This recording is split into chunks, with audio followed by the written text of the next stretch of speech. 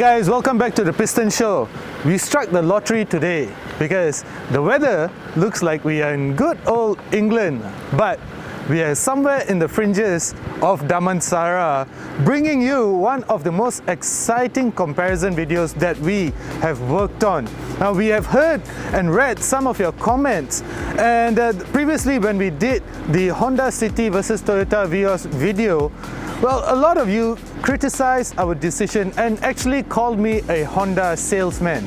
The thing about putting our videos out is that we are sort of immune to a lot of the comments already, but some of the comments were actually quite good, and hence why we landed here today. On my right, we have the Proton S70, we have the Nissan Almera, we have the Honda City, as well as the Toyota Vios. I know what you're thinking, why the Proton S70? It is a C-segment car, so Proton says. However, the spec sheet and the price list says something else, because at just about 95,000 ringgit, it is in the same price category as the rest of these cars. So it's either Proton wanted to make life difficult for the rest of the B segment cars, or they just wanted to create a very affordable B segment car, which is what we are going to try to answer today.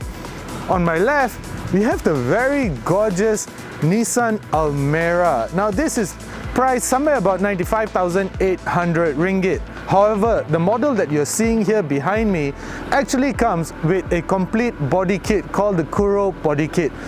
Now, the body kit alone, such as the front lip, the blacked out rims, the back bumper and such, will set you back about 8,000 ringgit. If you want the spoiler, you need to add a further 1,400 ringgit, which we can just round it up to about 9,400 ringgit to be precise. So 95,888 jacked up by a further 9,400 ringgit. I'll let you do the math. And then we have the extremely popular Honda City, 99,900 ringgit. This is the RS variant and extremely popular despite its price. Nearly 100k, but Honda Malaysia keeps selling thousands of these. And then we have the latest generation Toyota Vios. Now, you really can't go wrong with the Toyota, can you? The Toyota Vios over the years have proven to be one of the most reliable B segment cars. You simply can't go wrong with the new Vios. However, I've driven the Vios quite extensively and I find that it is perhaps not as good as its predecessors. So in this video, our objective is to help you make an informed purchase decision, give you the good, the bad, and the driving impressions of all these four cars, and ultimately help you decide which one you should spend your money on. But as usual, a quick word from our sponsor. It'll just take a minute and it helps us pay our bills, so stay with us. This video is brought to you by Berjaya Sompo Insurance. Get Sompo Motosafe by Berjaya Sompo. The less you drive, the less you pay. It's that simple. Choose from 3 different mileage plans with affordable premiums to fit your driving needs.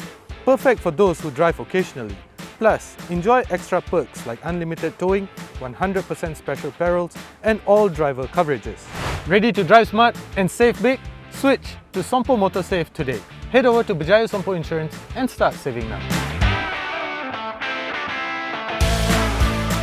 So let's start this off with the Nissan Almera. I have a little confession to make that before we picked up the Almera for this video, I had never driven the Almera. So trust me when I say that I was pleasantly surprised. I mean, we see a lot of these running around the roads, but I've never had the chance to actually drive one, despite being in the industry for so long. However, this is not a regular Almera. This is the newer ones. They call this the Black Edition. However, it comes with this glacier grey color. In my opinion, it looks really good. I don't think that, usually this color is reserved for the likes, Porsche calls it Nardo Grey if I'm not mistaken, and it's a very motorsport or performance oriented color. But speaking of performance, the Black Edition also comes with blacked out kits, the blacked out bumper, as I've said earlier, the rear spoiler, the rear bumper, and those blacked out wheels on the side as well.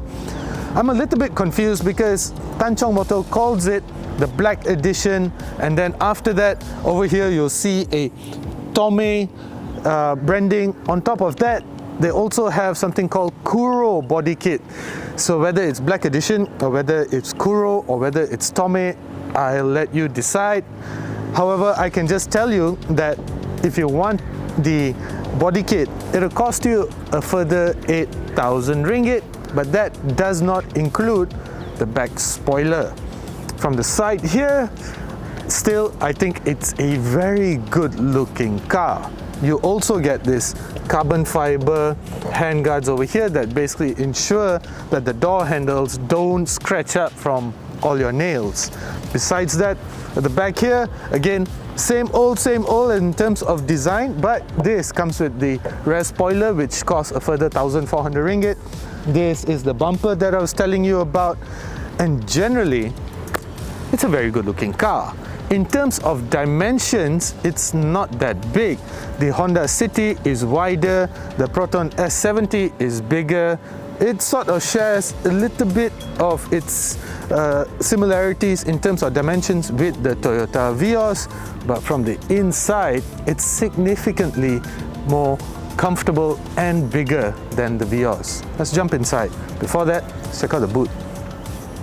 In terms of boot space, surprisingly, the Almera has 482 liters of boot space. My laptop bag over here for reference sake. At 482 liters, it is second largest in this 4-car lineup. Only the Proton S70 has a bigger boot. This is actually quite decent, and interestingly, I think you can fold the seats flat for even more storage space. So that's a 60-40 seat over there. They don't fold exactly flat down, but yeah, it's big enough and good enough to actually, you know, for a family or getting away for a weekend or general use. The Nissan Almera so far has proven to be quite impressive. Now we go inside. And just like the outside, the interior too is a nice place to be. It's a good looking interior. Quality feels really good. This is of course a locally assembled model by Tan Chong Motors, and I have to just tell you again that I was pleasantly surprised when I picked up the car. The steering wheel feels just nice in your hands. The stitching feels very premium. You get Apple CarPlay, Android Auto, of course a single zone air conditioning, and a USB port, one USB port over there, another USB port over here. Everything feels very nice. It just feels very premium. The other thing is, if you check out the seats, they have this sort of creamish double contrast leather seats over here, but if you can see, over time they tend to fade, they tend to become wrinkled again, and which, depending on what you like, it adds to the character of the interior, or after some time it just means that you'll have to get this part cleaned up. Besides that, the interior, I have no complaints. Again, as I said, you get Apple CarPlay, you get a part analog, part digital meter panel over there. It's just everything that you need is just within easy reach. More importantly, quality feels really nice in here. I mean, look at this. So soft touch, everything. So if you can't already tell, I actually really like the Nissan Almera. Now let's go jump. Back seat. So to help us gauge the spaciousness of the back seats, I figured what better way than to put two big guys in the back seat. Well, if you're small, you can practically fit everywhere, but if you're a little bit on the wider side, then I guess that's the best way to tell the spaciousness of the interior of the car. So to help me gauge the spaciousness of the interior, I have a friend called Tiny Tim. who's going to help me with this. Tiny. Hi bro. So I'm Tiny Tim. So Tiny Tim here is going to help me sit in the back and figure out whether it's spacious or not. Alright, let's do it. Let's do this.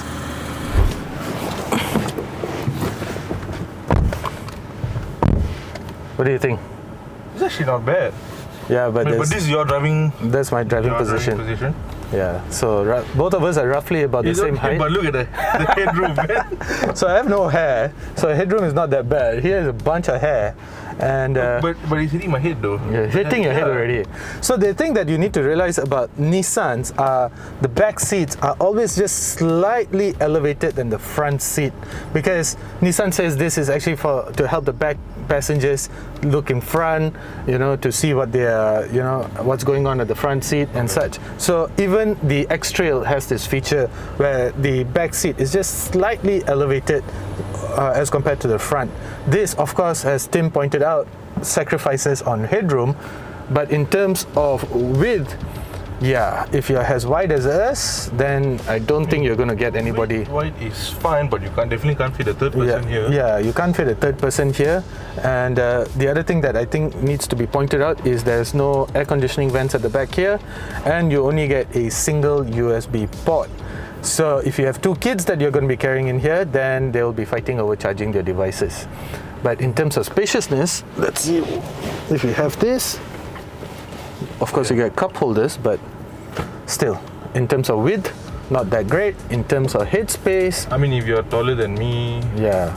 if someone's way taller than both of us, then they're going to have a bit of a... But I also think that we are slightly taller than the average Malaysian height as well. So, yeah. I mean, if you're average size, then it should be fine. If you're average size, definitely you should be fine. Yep. So let's go check out the rest. So let's talk a little bit about the powertrain of the Almera. A 1-litre 3-cylinder turbocharged engine sending power to the front wheels via a conventional CVT gearbox. Now we Malaysians love turbocharged engines. We always think turbo means power. But with 100 PS and 152 Newton meters of torque, it's actually the least powerful in our lineup. So not very powerful, a smaller engine. 3 cylinders, of course. However, I have to give them credit because it doesn't have the rattle-tattle of the Proton S70, which I'll talk about later. However, even though Nissan says that this car has been designed for efficiency, but with an official fuel consumption figure of 5.4 litres per 100 kilometers, it is also the thirstiest in this lineup. And with a fuel tank that measures in at just 35 litres, yeah, you're not going to go very far with the Nissan Almera before you need a refuel. So, nice engine, no doubt, but not very powerful, and it won't go very far either.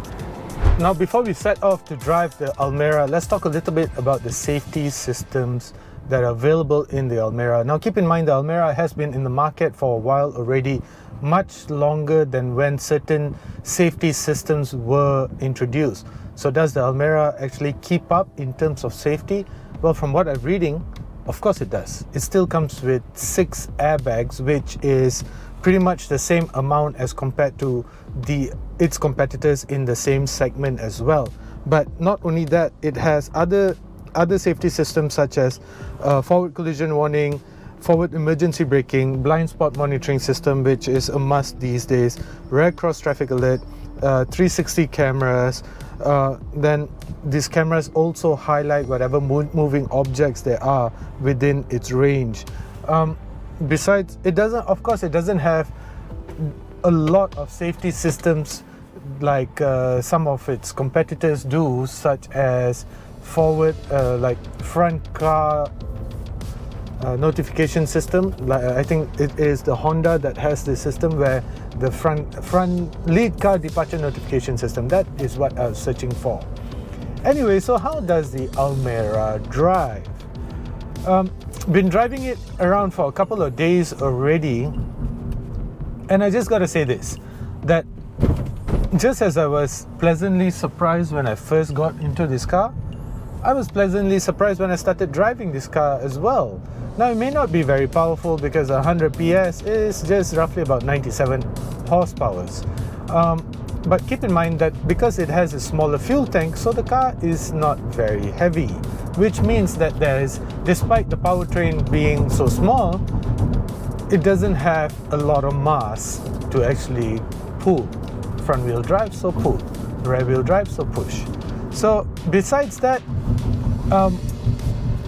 you also get McPherson struts up front together with a torsion beam suspension setup at the back.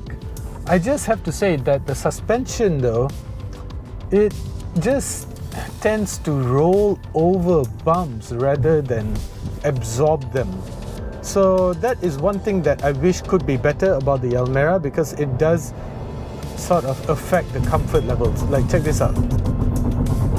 I can feel that. I can feel that on my bum. I can feel that everywhere. So the suspension should absorb it. You know, but what that ultimately results in, a stiffer suspension actually means lesser body roll. Like this. What is that? So, in that sense, I think the suspension of the Almera could be a little bit more comfortable. But that is not necessarily a bad thing, because as soon as you start, getting into corners, you realize that, hey, this car doesn't roll around all that much. So in terms of handling when the roads get interesting, I think the Almera is quite exciting. So in terms of power, as I've said, it's not very fast. It's not going anywhere very quickly either.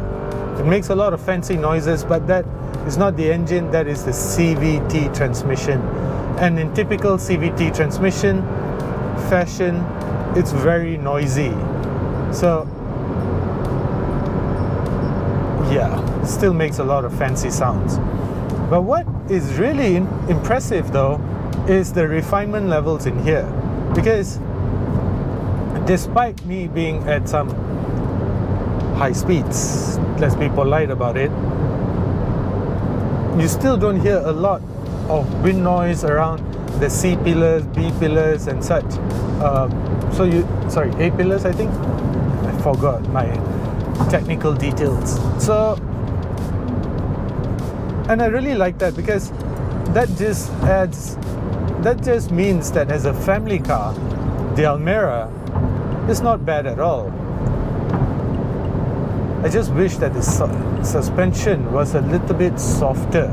Now I got a fast right-hander coming over here, and I'm at some speeds that I won't mention. The car feels planted. As compared to some of its competitors, which will throw your head around because of how soft the suspension is, the body roll on this car is quite impressive. So even though the suspension may not be very comfortable, but if you like, or if you're the type that takes corners faster than you should, then I think you'll find this to be quite fun. There's one thing that I wish that the Almera had though, and that is an electronic parking brake. Because with the current manual parking brake, that actually sacrifices on a very important feature in my books, and that is the brake hold or auto hold. So that is a bit of a bummer, and this shows the age of the Almera. But besides that, I like this car. It's old, but it's still relevant. Well done, Tanjong, well done. The other thing that I must point out though is that despite everything that the Almera offers, I think the NVH levels of this car is quite impressive. I mean, there's hardly anything about the world outside that I'm hearing inside here, despite doing slightly above your usual highway speeds. The suspension, as I've already said, could be better, but it's good enough. The NVH levels though are really good. That is surprising, because even at some highway speeds, there's hardly anything about the world outside that comes back into here. Hey guys, what are some of the things that you consider when choosing a petrol brand? For me, I make sure that the petrol can keep my engine clean and also give me better mileage. I'm sure everybody thinks about this when choosing a particular brand. With BH Petrol's Infinity RON 9504M, you get precisely that. It has special German additives that reduces the amount of deposits that build up in your engine over the long term, keeping it clean. It also has improved friction modifiers that reduces the amount of friction that your engine has to go through, ultimately giving you better mileage and making BH Petrol's Infinity RON 9504M the right choice.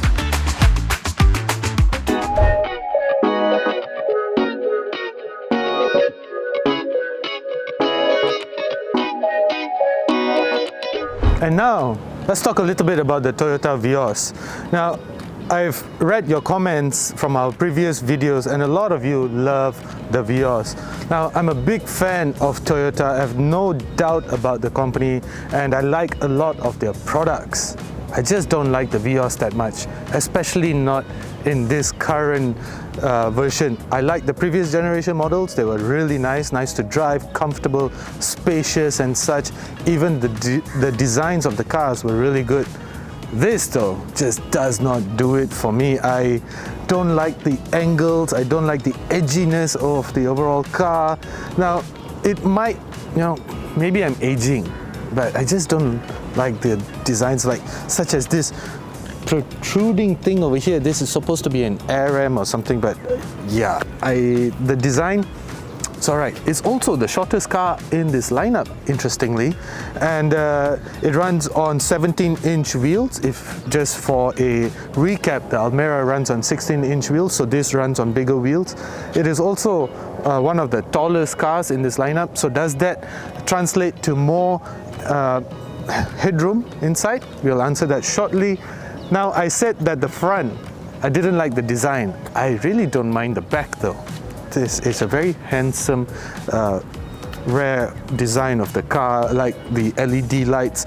And of course, they come in two variants only. So this is the top of the line G variant. If you're wondering what this thing is over there at the front, it's supposed to help air into the engine bay of the car, help with cooling, help with the brakes cooling and such. This is also, it plays a part in the sense that it reduces the amount of wind noise that goes back into the cabin, resulting in a quieter interior. So it's just not there just for show, it's there for a reason. The back looks really smart, no doubt about it. Design, as I always say, my friends, is subjective. The Vios, yeah, just doesn't do it. Now let's check out the boot space. So the boot space measures in at 475 liters, which means it's the third largest in this lineup, smaller than the Almera and definitely smaller than the one in the Proton S70. It also comes with this boot liner. I think this is an optional accessory, I have to check, but I'm not a fan of these things because when you're driving it, because it's so slippery, it's just things start to move around. And this emergency kit comes with a Velcro patch over here, so they're meant to sort of just stick there. But if you choose this, of course it's easier to roll stuff in and such, and if something leaks, you buy eggs and if they break, this is definitely going to be easier to clean than carpet, right? So there's pros and cons to this, but in terms of boot space, it's big enough for for your entire family actually. But do the seats full? Let's check.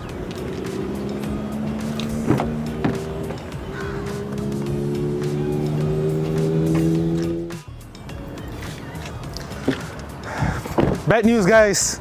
470 liters is all you get with the Toyota Vios. The seats don't fold flat, so that means this is all you get. I will go check out the interior space. So the interior of the Vios is among the newest over here.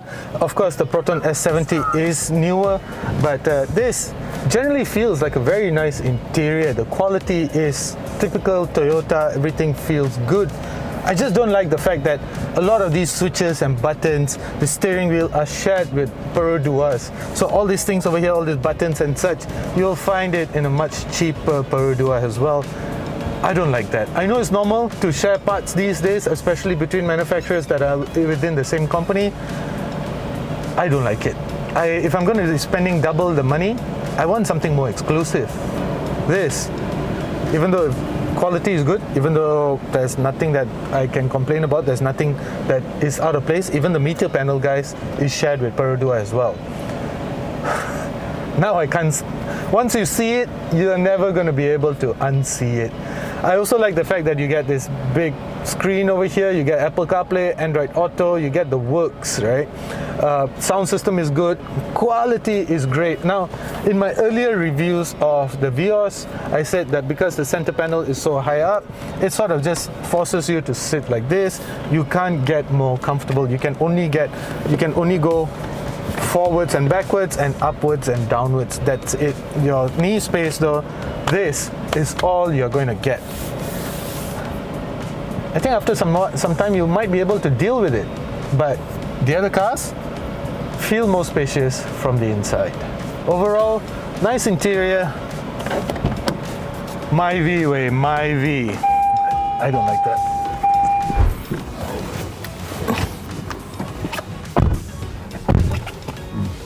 This feels bigger than the Almera. So this is definitely more spacious than the Almera. You also get your own air conditioning vents, 2 air conditioning vents at the bottom here. And how many USB ports? Just 1 USB, 2 USB ports, 1 type A, 1 type C. Am I seeing that right? Yep. Yeah. So, and interestingly, you also get cup holders at the side over here. The Almera also gets that. What? No armrest? No armrest. Headspace? Way more than the Almera, right? The Almera, yeah. It's generally a more spacious place to be in than as compared to the Almera. We are sitting more comfortably as well, and that's my preferred sitting position. I mean, it's fine. The knees are touching a bit, but yeah, it's fine, right? Fine. So even though the length of the car is, I think, the shortest in this group, but interior space seems quite generous, especially for backseat passengers. I wish that the air conditioning vents were not at the bottom over here, because this just tends to cool your knees rather than to your face. I think the ideal position for air conditioning vents are on the sides. I did ask a manufacturer once, why don't more manufacturers put their air conditioning vents at the side over here? The reasoning being that this panel, this B panel over here, B pillar, will have to be thicker, so that increases manufacturing costs. You'll have to redo your structural integrity, your crash tests and such. So that's why a lot of manufacturers prefer to put it down here, because they can just pull the piping from the dashboard and put it over here. So much easier. Overall, nice place to be. Yeah, right? Comfortable. Yep, approved. Let's go. So in terms of powertrain, the Vios is powered by a 1.5-litre 4-cylinder engine with dual VVTi technology, producing 106 PS and 138 Newton-meters of torque. Power is sent to the front wheels via a conventional 7-speed CVT transmission. It's not the most efficient in this shootout, and neither is it the most powerful. The Almera has more torque, slightly more torque, but is down on horsepower. The Vios is down on torque, but is up on horsepower. But with 5.2 liters per 100 kilometer official fuel consumption rating from Toyota, it's actually the second most efficient in this shootout. So not very powerful, not very efficient either. It's just nice, just like how Toyotas usually are.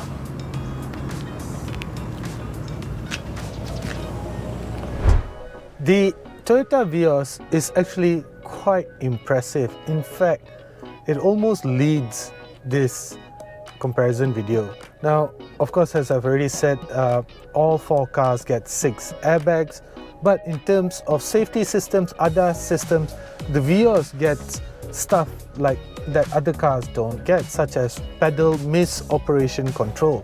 What this means is that if you had accidentally stepped on the accelerator pedal, the car simply will not respond. if you've seen some videos where a car has accidentally gone into a shop lot or hit somebody, all of these types of videos, usually that means that the driver has accidentally stepped on the accelerator pedal. So with PMC, pedal misoperation control, the car will essentially avoid that from happening. Now you also get stuff like blind spot monitoring, which the Honda City does not get. You get rear cross traffic alert, and interestingly you also get a dash cam. Then you get emergency stop signal, which means that if you are in an emergency situation and you are jammed on the brakes, the hazard lights will come on automatically.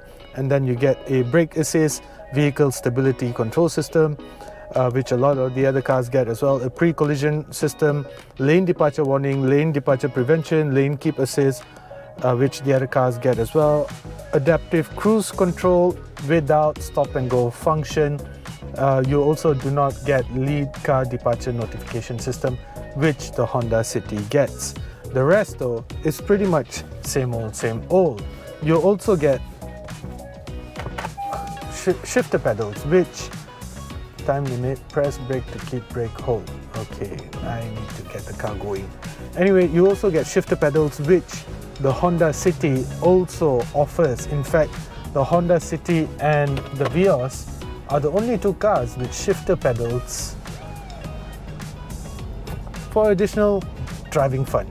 Now, talking about driving fun, how does the Vios drive? Let's go find out. The suspension of the Vios is the same as the rest. McPherson struts up front and a torsion beam at the back. It's slightly on the stiffer side, I would say. The Honda City definitely feels better, softer, more compliant, and it absorbs all the roads, bumps and such better than the one here in the Vios. In fact, the Proton S70 feels better as well. But in terms of transmission, the Vios gets a 7-speed CVT gearbox. So the one in the Honda City feels quite noisy and drony because it's just one long continuous transmission with no steps, no gear shifts in between. But in the Vios, listen to this. Put my foot down, of course there's a lot of noise as well, but you get that sound of it changing gears, and that's just a little bit of, a break away from that long drony sound which is typical of CVT gearboxes. The suspension, well, as I said, it's not as soft as the one on the Honda City, and neither does it feel as compliant. In fact, I think the Honda City is probably a little bit more comfortable in terms of driving dynamics. This just feels like it's hopping and skipping everywhere on the road. It's comfortable, no doubt. If all the other cars were not here, I would say that it's not a bad car. In fact, it is not a bad car. It's just not as good as the City. I've not driven the Vios yet, during this test. So I wanted to drive the S70 first, then the City, and then now the Vios, and finally the Almera. But by itself, the Vios, it's not bad. It does make a lot of drony sounds, and the suspension does feel not as comfortable. But I have to say that the steering wheel of the Vios definitely feels chattier, like it's telling you a lot more things about what's going on at ground zero with the tires as compared to the one in the Honda City. The Honda City, the steering feel of the City was just dead. This feels like it's just throwing thousands and thousands of small pockets of information back to your palms. So that I appreciate. The other thing is the steering feel of the Vios. It feels heavier than the one in the City. The City just feels light. It's just sometimes it feels like it's just way too light, especially at higher speed. But not here in the Vios. It actually feels good. Like this fast right-hander, yeah, I feel a little bit more confident at higher speed in the Vios than I do in the Honda City. And that's saying something about the driving dynamics of the Vios. Just going through the smart tag lane. Yes, I still haven't come to terms with RFID. It just makes more sense when we are doing comparison videos like this, because I can just carry my smart tag from one car to the other. Anyway, just very loud, drony sounds of Grab drivers, Grab riders. So yeah, I like the handling of the Vios. I think the City is more comfortable, but the Vios, when you're driving it at higher speed, now corner exit, I just feel a little bit more confident in the Vios than I did in the City. But as I've said earlier when I was driving the City, you don't buy these cars to drive in anger. You don't buy these cars for performance. You don't buy these cars for the, how informative the steering wheel feels. You buy these cars for the convenience that they offer. But in the event that you're in a hurry and in need to drive fast, I think I would like to do that. I would like a car that had the power of the City and the driving and handling dynamics of the Vios. That's what I would like.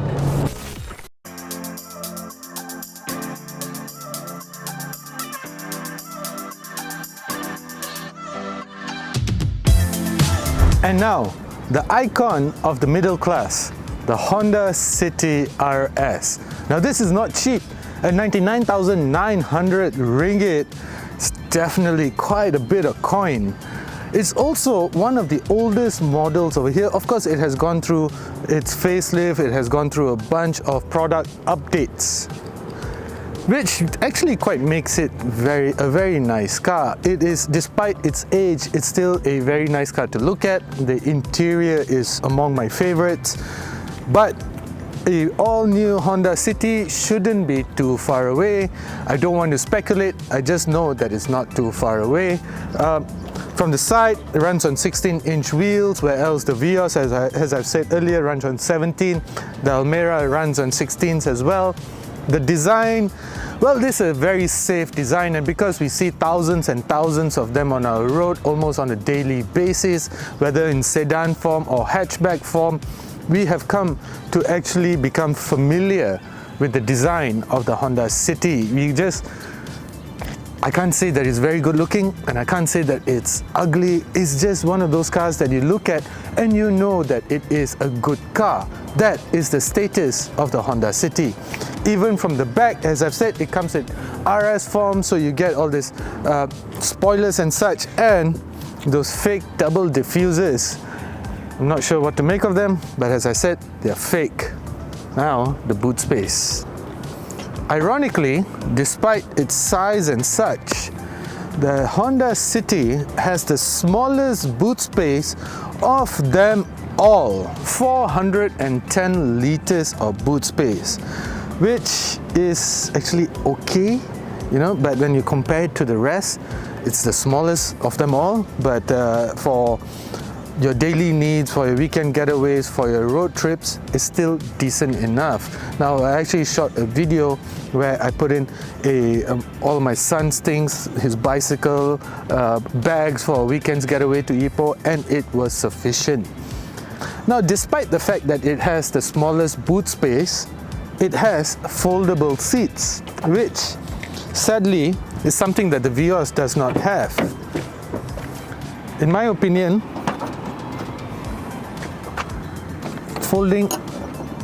foldable seats are very important. Now, how do I get this out? So boot space may not be that big, but at least it comes with foldable seats. So in case, you need more space, having this feature always adds a level of convenience to any car. I'm sure anybody can appreciate that. Now let's go inside. Now, as soon as you step into the Honda City, you'll notice that it generally feels quite nice, especially when you compare it against the Toyota Vios as well as the Nissan Almera. The Nissan Almera has in terms of quality, it feels very good, so does the Vios. I think if you've never stepped into a Myvi or an Axia before, the interior of the Vios will seem quite nice as well, but just not as nice as the interior of the Honda City. This is of course the RS variant, so you get all these red highlights, this red stitching, a huge infotainment screen, Apple CarPlay, Android Auto, the works, multiple USB ports, there's 2 up here alone, auxiliary power outlet, part analog, part digital meter panel, which seems to be the theme among B-segment cars these days.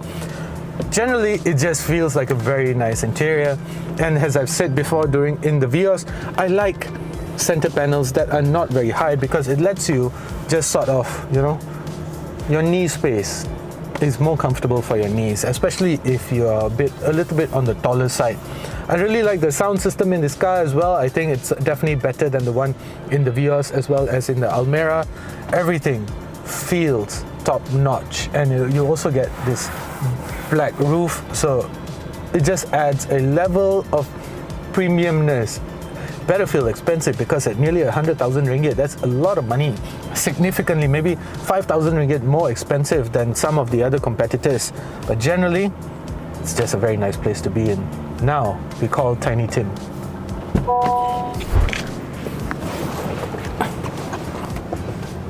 Oh, this is way more spacious. This is so much nicer. Okay, definitely much more nicer than the Vios, much better than the Almera. It's just generally a nicer place to be in, no doubt. So much leg room. Yeah, I mean, of course that seat is way up front, but judging from you and me are roughly about the same height. Of course, you get twin USB ports, your own air conditioning vents, twin air conditioning vents, and a handrest as well. The Vios didn't have this, and just a much nicer place to be. And what I really like is that you get tint. You get tinting right out of the factory, right? Yeah. So, and it's quite dark as well, so saves you a lot of money. Wow, not bad, huh? The headroom also is a lot. Yeah, headroom is good as well. So that's what the Honda City gives you. It gives you a level of practicality that the other cars either sacrifice on or sort of just have to make do with a smaller interior. Of course, as compared to the Vios, the Almera is slightly more spacious, but this just feels very nice. I love the black roof lining as well. And this one, the rear conditioning vents are a bit higher. Yeah. They are more angled towards you, so it doesn't really hit your knees that much. Correct. It's to your face. Good point. Actually, the air conditioning vents are a bit longer as well, so it seems like you get more. The one in the Vios was flat. This is like a bit angled. Yeah. So good point. So that one actually blows more cool air to your face rather than to your knee. I like. Yep. So in terms of powertrain, the Honda City is nearly identical to the one in the Toyota Vios, a 1.5 litre 4-cylinder engine. The Vios uses dual VVTi, the City uses iVTEC. Power is rated at 121 PS and 145 Newton meters of torque, making this the most powerful 4-cylinder engine. Is more powerful than the Almera, is more powerful than the Vios. I'm not going to get to the S70 as yet, I'll do that shortly. In terms of fuel efficiency, 5.6 litres per 100 kilometers. Now this is a tried and tested engine. It's been in the market for quite a while already, and we find it to be a good balance of power as well as efficiency. The Honda City is always a car that I've enjoyed driving. In fact, I've always enjoyed just being inside here. It's a very nice interior, it feels high quality, it has everything that I've wanted in a car. The one thing that it does not have, and one thing that annoys the hell out of me with the Honda City, is the fact that it does not have blind spot monitoring, and Honda Malaysia keeps trudging on with the lane watch assist, which if only works when I turn on, when I give my left indicator. If you're giving your right indicator, you are basically on your own, which is counterproductive. And then if it's raining, which happens a lot in Malaysia, all the best to you lah, because even two bikes that are riding side by side may look like a car, and a car that has only one light working may look like a bike, because the resolution of the camera is not very good. Besides all of that, it also comes with an almost complete ADAS suite. In fact, the latest generation Honda Cities have an updated Honda sensing suite that now comes with a low-speed follow function and lead car departure notification system, which if you spend a lot of time on your phone when you're stuck in traffic or when you're waiting for the lights to turn green, I think you'll appreciate the lead car departure notification system. It just basically beeps to tell you that the car in front has started moving, so that actually helps you to stay aware of your traffic situation and avoid people honking at you from the back. Besides all of that, you also get stuff like forward collision warning, collision mitigation system, collision mitigation braking system, basically autonomous emergency braking, lane keep assist, road departure mitigation, lane departure warning, adaptive cruise control, and automatic high beam. It has the works. And interestingly, all 6 cars, what am I talking about? All 4 cars come with 6 airbags. So in terms of safety systems, you're basically covered in all 4 cars. So really no real concern over there. So how do the cars feel like to drive? How does the Honda City feel like to drive? I'm about to go find out. Now, besides the fact that all 4 cars have similar safety systems as well as 6 airbags, all 4 cars also have the same suspension setup. A McPherson struts up front and torsion beams at the back. But the Honda City, the Toyota Vios and the Nissan Almera also share one thing in common: a CVT gearbox. And if you can hear this, that drone of that CVT, oh my god. I never liked CVT gearboxes. Still don't, I never will. Because the sound of those things, they sound like they're being tortured just to get you moving. And that's something that I never really liked. Whether it's in the Honda City, whether it's in the Vios. And I've never driven the Almera before, but it has that common trait as well.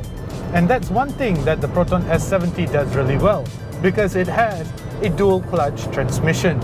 So it sounds better because, well, you don't really hear much of the world outside, and which ultimately means that refinement levels inside the car are better. Now if I put my foot down, there's a lot of screaming going on from the transmission, which of course if the Proton S70 was not here, I wouldn't quite mind.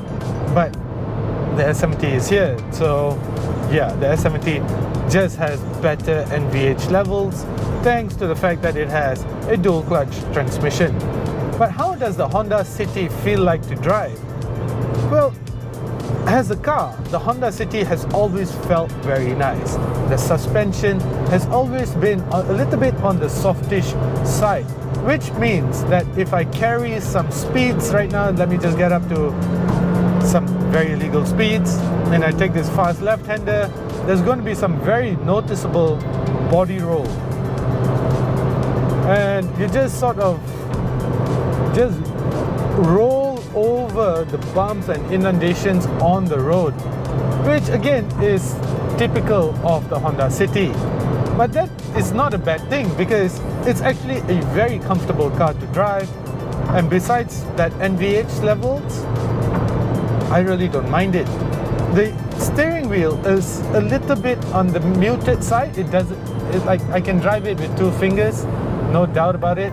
But it's what that means is that it's quite light. But in terms of feel, you don't feel anything. You just get some tiny tingling sensations coming back from the steering wheel. But besides that, nothing. But that's not why you buy a Honda City. You don't buy a Honda City because it gives you a lot of information from the steering wheel. You can chuck it into corners and it's so communicative. You don't buy a Honda City for stuff like that. You buy a Honda City for comfort, for convenience, for practicality, for safety, and for the features that it has to offer. I'm just getting up to speed from 40 going on to maybe 80. This is what the Honda City does really well. On a day-to-day basis, you know, going to office, going to school, just doing your thing on a day-to-day level. The Honda City does it brilliantly. I think when it comes to comfort, convenience, practicality, safety, and onboard features, it's hard to beat the Honda City. This is something that the Honda City has always done well.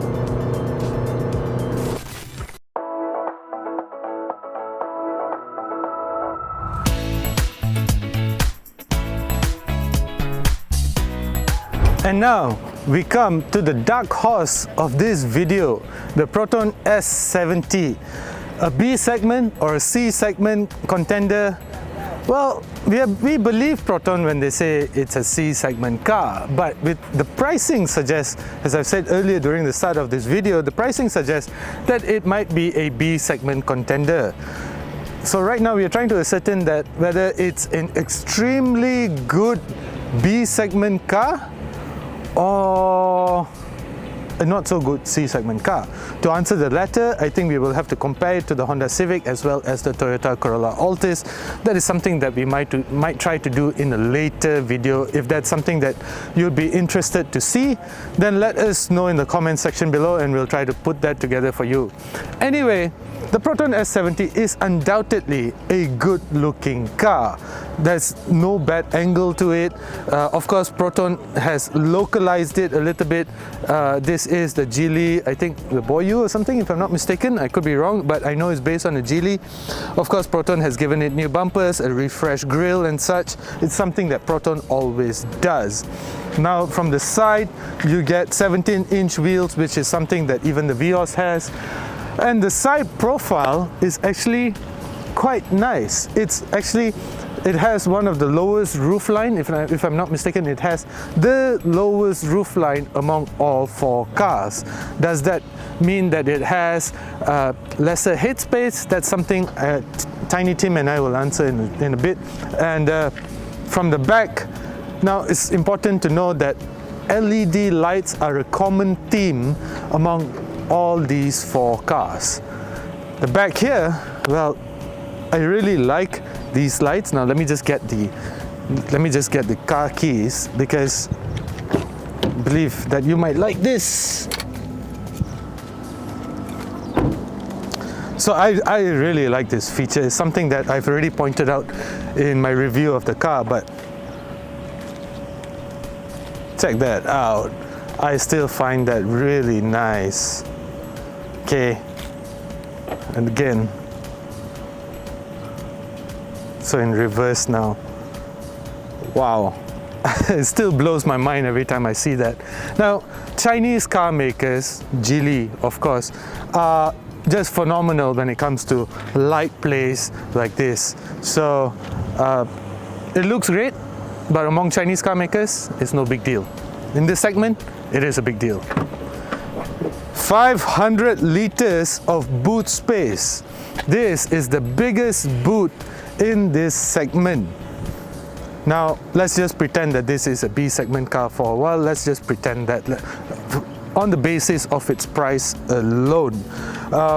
So the convenience that it offers in terms of boot space is undeniable. A big boot space, always welcome, and it has folding seats as well.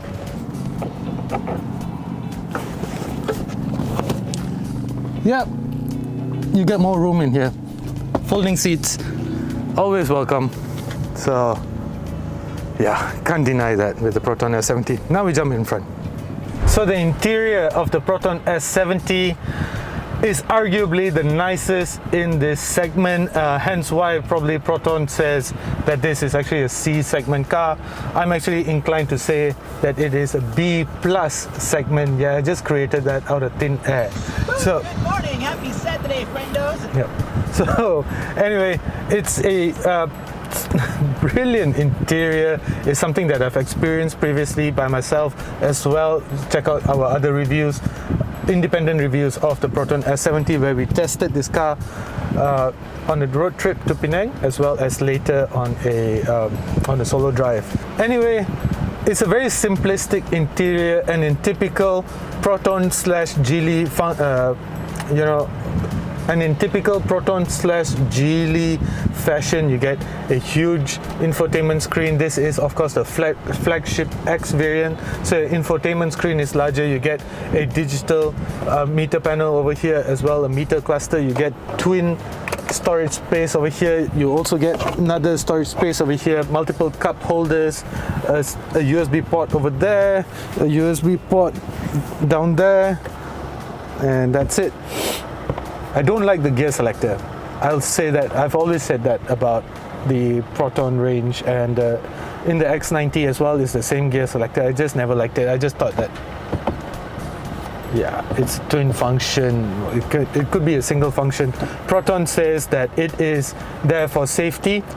It could be as easy as just putting an unlock button like every other car maker does. But judging by sales, I think there are a lot of people that don't mind it. I just don't like it. I also appreciate the fact that your conventional settings, such as air conditioning settings, are over here. But then there are other things as well that I wish could be easier, such as the fact that even though you get a sunroof, which is a feature for the flagship X variant alone, opening it is usually the buttons are over here, but not now. So it's one step, two-step process. So this is a sunroof control, and I open it through here. So 1, 2, 3 steps, rather than just just a single dedicated button for it. So, and it's also not a very big sunroof. It's just about yay big. But the good thing is you can actually control how much you want it to open and close. So you can just open it that much as well. So if you're a smoker and you're smoking in the car, this might let you air out the car a little bit. But yeah, don't smoke. It's a dirty habit. Anyway, as I've said, a lot of the other controls are also in this digital screen as well, such as your drive mode selectors, comfort, eco, sport, your panoramic camera. Everything is located in here. So even though your essential buttons, such as your air conditioning controls, are over here, the rest you have to dive into this digital screen. Quality, no complaints. I think the fonts, the switches, everything is basically the same as almost all the other Proton models. And guys, you get electronic seats in the flagship X as well, in the Proton S70. It's cheaper than the Honda City. You get all of this stuff. Now, Tiny Tim, time to call him. Let's go jump behind.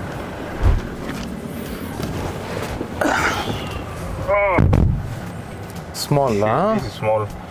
This is what I was complaining about the last time I got the car. Yeah. See, I can't. Knees are just basically rubbing up against. Yep, I gotta spread my legs. Spread your legs, which means that the third person.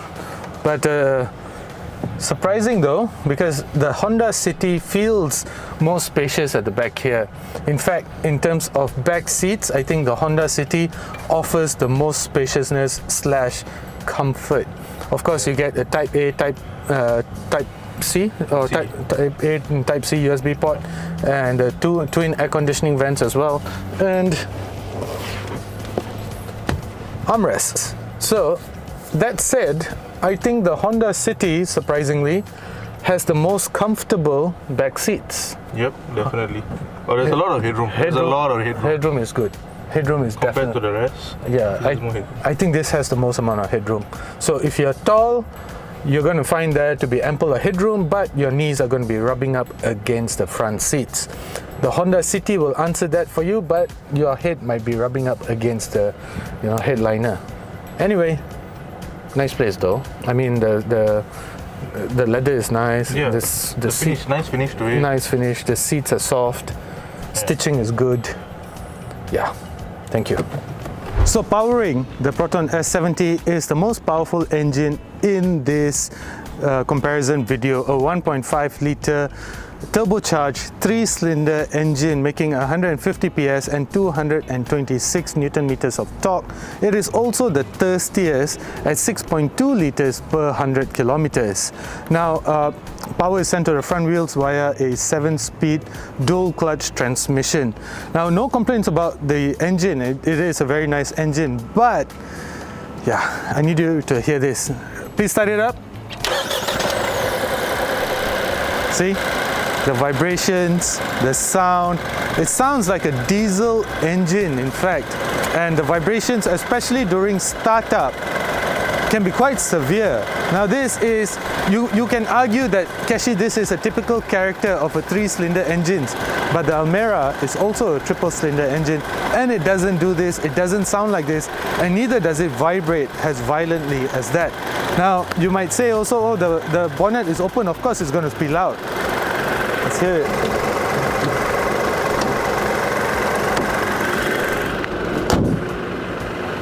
Yep, still sounds like a diesel.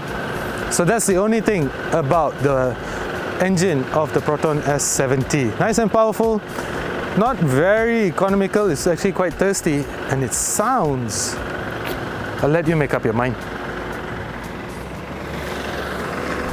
So in terms of driving the Proton S70, before we actually start to do that, let's just talk a little bit about its safety features. Of course, all of the cars that are in this video come with 6 airbags and complete ADAS systems as well. With the S70, you get autonomous emergency braking, forward collision warning, adaptive cruise control, crucially with stop and go function. You get a lane departure warning, lane departure prevention, lane centering control, which is quite irritating, traffic sign information, automatic high beam, a TPMS system, a tire pressure monitoring system, as well as a 360-degree camera. So obviously it comes with the works. Now, I don't expect any of these cars to actually skimp out in terms of safety technology. That would look really bad on any of those brands, but in terms of driving, let's find out. The suspension of the Proton S70 consists of McPherson struts at the front and a torsion beam at the back. Now, based on a lot of your comments and a lot of discussions online, a lot of people believe that a torsion beam is inferior. But I'll tell you this, that a good torsion beam setup is always better than a bad multi-link setup. So in that sense, I got no complaints about the handling of the Proton S70. In fact, during a drive to Penang, we found some really nice roads and chucked the S70 in and out of corners with zero dramas. Even right now, I'm doing some really illegal speeds on the highway, and there's very little of the world outside that is actually intruding back into the cabin. Refinement levels is undoubtedly really good. The steering wheel feels nice as well.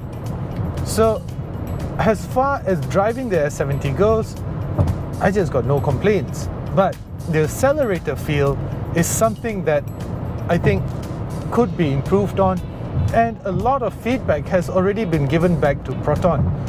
The accelerator actually feels too jerky. It's suddenly it jerks, once you get on it, there's just about half a second of nothingness, and then suddenly power just surges in, and this just usually results in a lot of wheel spin. So that actually needs to be refined, and a lot of motoring journalists has actually have given their feedback back to Proton. In fact, during the press conference, during the Proton S70 drive to Penang, during the press conference, a lot of journals actually agreed that the accelerator feels very fake. The power is not linear, it just jumps. There's just a spike of power. So that is something that Proton will ultimately refine. It's just a software issue, it's just a programming issue. Now if I put my foot down, it's just a nice shove in the back, the 3-cylinder engine doing its thing. Of course you can hear it screaming and shouting, but not too bad. This flowing left-hander, just a little bit of body roll, no dramas. So it feels very planted, it feels comfortable, it feels like a very nice car. In fact, besides the way the accelerator feels, I've got no complaints about the way the Proton S70 drives.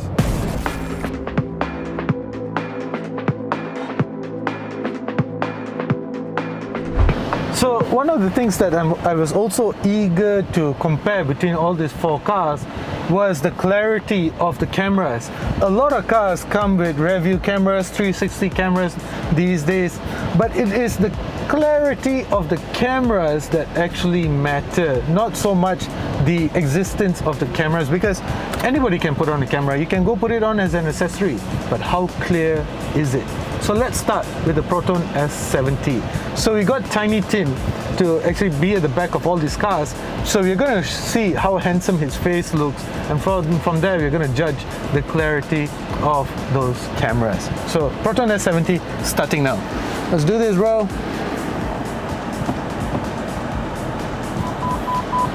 That's Tiny Tim. You need to bend down. That's it. There he is. Awesome, thank you. So with this you get a 360 cam. Obviously it's quite clear, and you can see what's on the left, what's on the right, and up ahead as well. Can I zoom in? Nope. Do I get a... See, this is the beauty about the system on the Proton S70. So I can see full frontal, full rear, sidewards, front panel and such. So this, ladies and gentlemen, is how good the system is as far as the camera is concerned on the Proton S70. The next one is the Honda City. Let's go see that. And now in the Honda City, let's see how good Tiny Tim looks like. Tiny. Lower. I didn't see your face. Really? Yeah. There he is. So, thank you. Not as clear as the one on the Proton S70, obviously. It's very grainy. As I've said, the Honda City has been around for a while already, and it shows in the clarity of the camera systems. But you get different views. This is a more narrower view. This is a wider view. And this just shows what's directly below. So this is great when you're reversing up against a wall and such. Now we go into the Vios. Let's do this. And now in the Vios, immediately you can tell that, you see with the screen, it has a more reflective screen. So when it reflects like this, it actually makes things harder to see, especially during the daytime. What we saw in the Honda City as well as in the Proton S70 was that the screen did not glare as much. Over here the screen is glaring. I can see, the side window and such, which is not that great. But how does the camera look like? All right, Tim, behind please. Yep, I see you. Thank you. It's obviously a lot better than the one on the Honda City. In fact, it probably matches the one on the Proton S70. But because it glares, So you really have to, be careful because you really can't see much. I see a lot of reflection from the windows, from the world outside. So that kind of sort of just affects my view. But besides that, this is a wider view, and this is basically a narrower view. You get a front camera. This is very cool. Quarter panel, 3/4 panel, side view, rear quarter panel,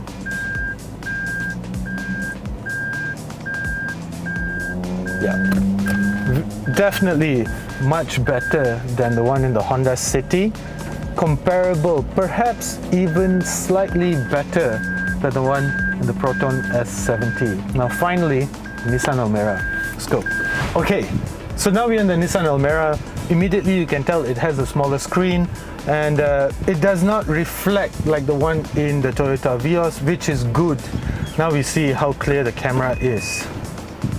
All right, Tim.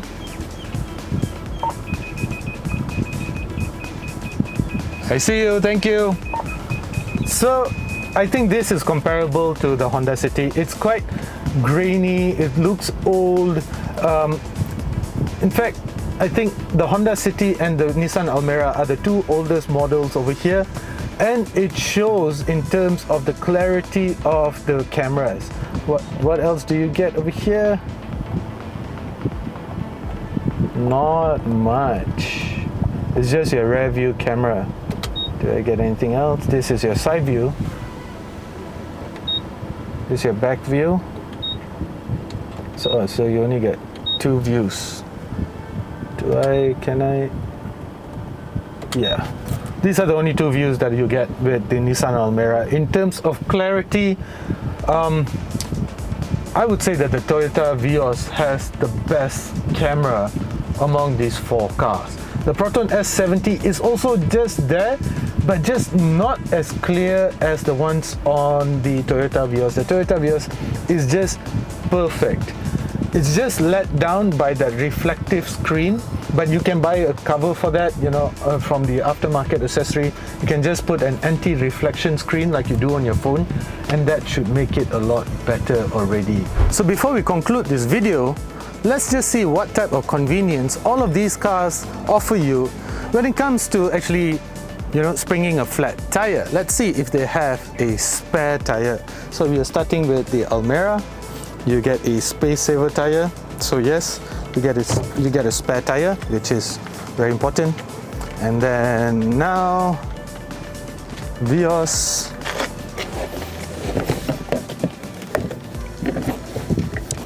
No spare tire. No spare tire. Unfortunately. Honda City, spare tire, a space saver tire, better than no tire. Proton S70, spare tire as well. So 3-to-1. The Vios is unfortunately the only car in here that does not have a spare tire. And guys, just a quick public service announcement: if you ever get a spare leak, or you sprung a leak with your tires, or your tire has burst, please don't try to repair it by the side of the highway by yourself.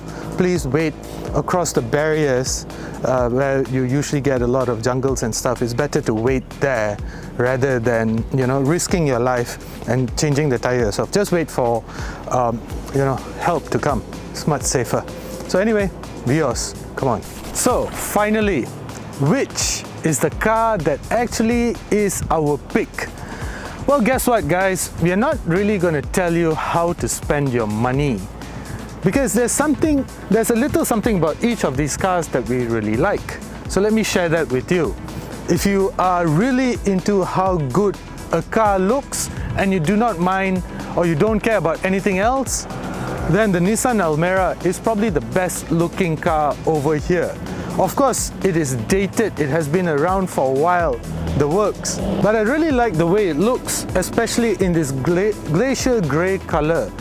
This body kit, is it worth 9,400 ringgit? Well, I don't think so. but it really adds some character to the Almera. But if you do go for this, you have to make do with lesser power. In fact, it is the least powerful of all these cars over here. But I'll go so far as to say that the interior is actually among the most comfortable. And then of course, we have the Toyota Vios. You really simply can't go wrong with a Toyota. I don't like the way it looks, but the interior, well, it is one of the nicer handling ones as far as sportier handling goes, there's no doubt about it.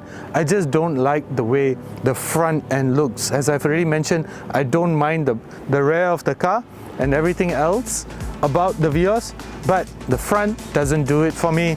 The fact that the boot space is small and the seats don't fall flat is also a problem for me. And the back seats are just not that big, not as spacious as everything else. Now, the Honda City is probably the best of the rest, because the City, despite it being quite old as well, just like the Almera, it has been around for a while, but the interior is still a nice place to be in. Refinement is good, even though that the noisy CVT transmission does annoy me. But I think the interior is a nice, comfortable place to be in. The back seats, as what we have demonstrated, is actually quite spacious as well. The boot space, despite being the smallest over here, but the seats fold flat, so that adds a level of convenience that cars like the Vios simply do not have. And as Tiny Tim demonstrated earlier, you might be wide, but you can get comfortable in the City. And now, the Proton S70, as I've said, the dark horse of this comparison. Is it really a B or is it really a C segment car? Well, I'm inclined to believe Proton now, because when you compare it to the rest, it excels. It's big, it's powerful, and I really like the NVH and refinement levels of the S70. It also has a very big boot, biggest among them all. It is the most spacious. However, it is also very thirsty. The fuel consumption of the S70 is something that you should take note of, and I really do not like the way the 3-cylinder engine sounds like with the Proton S70. If I have to spend my own money, I would still go for the Honda City, because I think it is the best. It offers the best balance of everything. As I've said, even though the Proton S70 is actually, you know, it almost checks all the boxes, and if this was a Formula 1 race, the Proton S70 would have lost it by 0.001 seconds. That's how close this is. And I'm a big believer in Apple CarPlay and Android Auto. As soon as I step into a car, that's the first thing I do. I plug in my phone, whether it's for my music, navigation, or anything else. My life in a car revolves around Apple CarPlay. The fact that the S70 does not have it is a big problem for me. But if you've been following the news, Proton has said that they will introduce Apple CarPlay and Android Auto to their cars later this year, and I'm really excited about that. I think that will pretty much perfect this package. The 3-cylinder engine just does not cut it for me. I know Geely has a 4-cylinder engine for this car.